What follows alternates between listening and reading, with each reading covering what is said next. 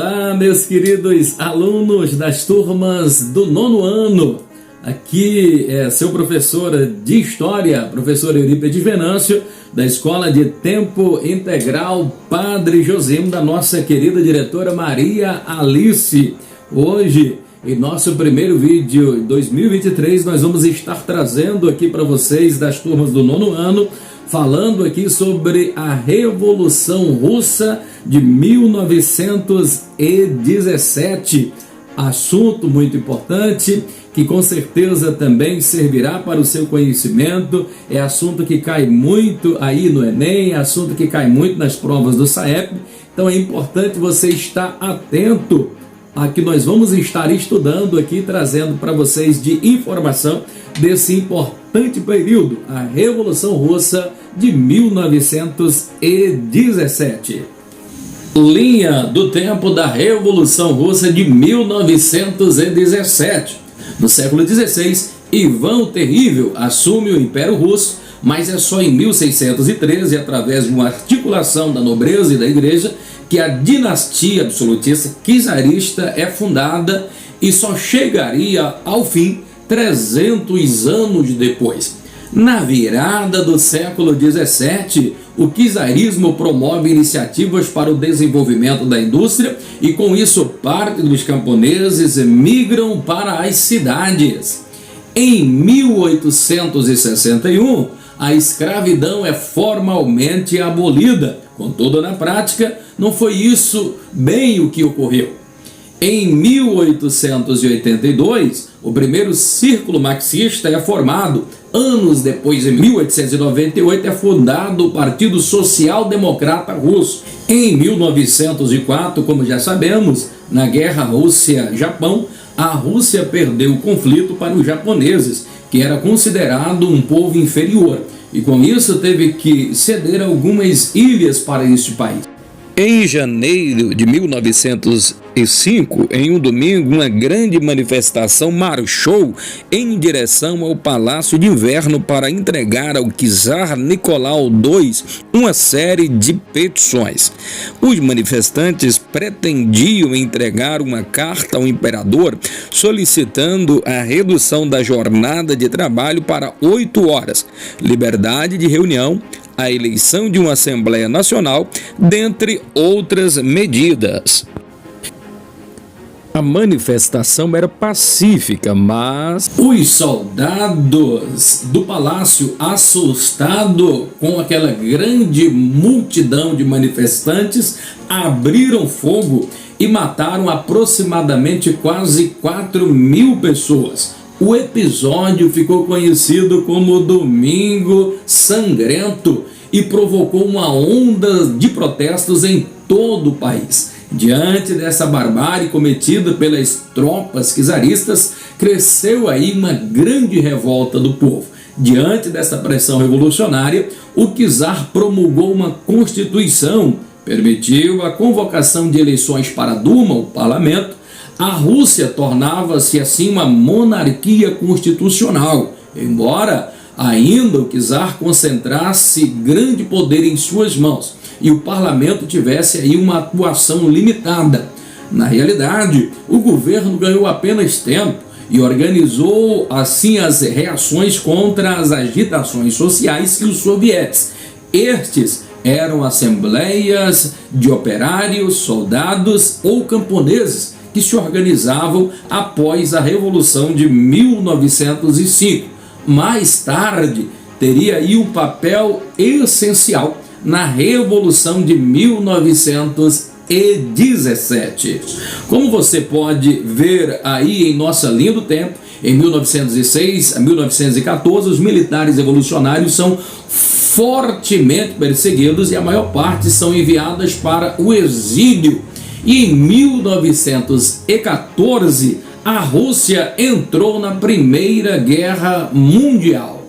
Durante a Primeira Guerra Mundial, como membro da Tríplice Entente, a Rússia lutou ao lado da Inglaterra, da França e contra a Alemanha e o Império Austro-Húngaro. No entanto, o exército russo encontrava-se despreparado para o conflito, Consequências foram as derrotas em várias batalhas que deixaram a Rússia enfraquecida e economicamente desorganizada. Em março, o movimento revolucionário foi deflagrado com greves se iniciando em São Petersburgo e que se espalharam por vários centros industriais, inclusive também entre os camponeses. A Revolução Russa de 1917 ela consistiu em 2 levantes populares. O primeiro, ocorrido em fevereiro contra o governo czar Nicolau II, e o segundo em outubro. Na Revolução de Fevereiro, por exemplo, os revolucionários aboliram a monarquia. Já na segunda, na Revolução de Outubro, eles começaram então a implantar um regime de governo baseado em ideias socialistas que foram aplicadas durante o período da Revolução Russa. No campo, reinava uma forte tensão social devido à grande concentração de terras na mão da nobreza. A Rússia, por exemplo, foi o último país a abolir a servidão em 1861 e muitos lugares continuavam como que um sistema de produção feudal. O regime czarista reprimia a oposição e a polícia Alprama, ela controlava o ensino, a imprensa e os tribunais. Neste período, milhares de pessoas foram exiladas e enviadas para a Sibéria, condenados por crimes políticos. Capitalistas e latifundiários mantinham o domínio sobre os trabalhadores urbanos e rurais. No governo do czar Nicolau II, de 1894 a 1917, a Rússia acelerou o seu processo de industrialização aliada ao capital estrangeiro. Apesar disso, as condições de desemprego e a diminuição dos salários, a burguesia também não estava se sentindo beneficiada. Perceba que o capital estava concentrado em mãos dos banqueiros e dos grandes empresários. A oposição, então, ao governo crescia.